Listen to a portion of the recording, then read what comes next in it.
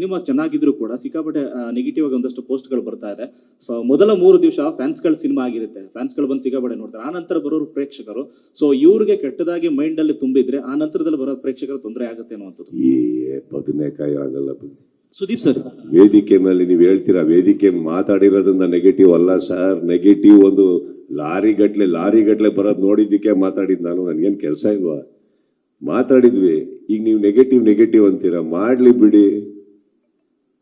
ಈಗ ನೀವು ಹೇಳ್ತೀರಿ ನಿನ್ನೆ ನವರಂಗ್ ಥಿಯೇಟರ್ 10:30 ಶೋ, ಅದು 10 ಗಂಟೆ show. 80% ladies with their children. ಈಗ ಇನ್ನೊಬ್ರು ಇಲ್ಲಿ ಕುತ್ಕೊಂಡ ಇವರೇ ಹೇಳಿದ್ರು, ಸುದೀಪ್ ಅವರಿಗೆ ಫೀಮೇಲ್ ಫ್ಯಾನ್ಸ್ ಆತರ ಇದೆ ಬಳಗ ಅಂತಂದ್ರು. ಈಗ ಅವ್ರನ್ನ ವೀಕ್ಷಕರ ತಗೊಂತಿರೋ ಫ್ಯಾನ್ಸ್ ಆಗಿ ತಗೊಂತಿರೋ, ಇಟ್ಸ್ ನಾಟ್ ನೀಡೆಡ್.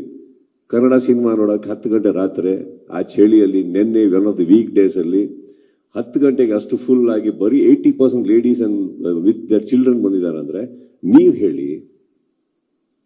ಅವ್ರಿಗೂ ಕಿವಿ ಇದೆ, ಕಣ್ಣಿದೆ, ಎಲ್ಲದಕ್ಕಿಂತ ಹೆಚ್ಚಾಗಿ ಬುದ್ಧಿ ಇದೆ. ಯಾವ್ದು ಕೇಳಬೇಕು, ಯಾವ್ದು ಕೇಳಬಾರ್ದು. ಬರ್ತಾ ಇರೋದು ಎಲ್ಲಿಂದ? ನಿಮ್ ಲೋಗೋ ಹಾಕೊಂಡು.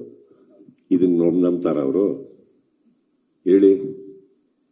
ಈಗ ಅದೇನಾರು ನೆಗೆಟಿವ್ ಆಗ್ತಾ ಇದೆ ಅಂದ್ರೆ ನೀವೇನ್ ಮಾಡ್ಬೇಕು? ಅಯ್ಯ, ಸುದೀಪ್ ಅವರೊಬ್ರ ಅಲ್ಲ, ನನ್ನ ಮಕ್ಕಳ ನಾವು ಇದ್ದೀವಿ, ನಮ್ ಲೋಗೋಗೆ ಕೈ ಹಾಕ್ತೀರಾ ಅಂತ ನೀವು ರೊಚ್ಚಿಗೆ ಎದ್ದೇಳ್ಬೇಕು. ಆ ರೊಚ್ಚಿಗೆ ಎದ್ದೇಳ್ತಾ ಇದ್ದೀರಾ ಅಂತ ನಾನು ಕಾಯ್ತಾ ಇದ್ದೀನಿ ನೋಡೋದಿಕ್ಕೆ. ನಮ್ದನ್ನ ನಾವು ಕಾಪಾಡ್ಕೊಂಡ್ವಿ, ನಿಮ್ದು ನೀವು ಕಾಪಾಡ್ಕೊಳ್ಳಿ. ಅಲ್ಲಿದ್ದೀವಿ. ಅಕಸ್ಮಾತ್ ಏನಾದ್ರು ಸ್ವಲ್ಪ ಹೆಲ್ಪ್ ಬೇಕು, ಸುದೀಪ್ ಅವರೇ ಬಂದು ಒಂಚೂರು ಹೇಳಿ, ನಾನು ಬರ್ತೀನಿ, ಸೇರ್ಕೊಳ್ಳೋದು, ಏನು ಪ್ರಾಬ್ಲಮ್ ಇಲ್ಲ. ನಮ್ಮ ಸಿನಿಮಾ ನೀವು ಕಾಪಾಡಿ, ನಿಮ್ಮ ಲೋಗೋ ನಾವು ಕಾಪಾಡ್ತೀವಿ. ಸುದೀಪ್ ಸರ್, ಇಲ್ಲಿ ರಮೇಶ್, TV5 ಸರ್.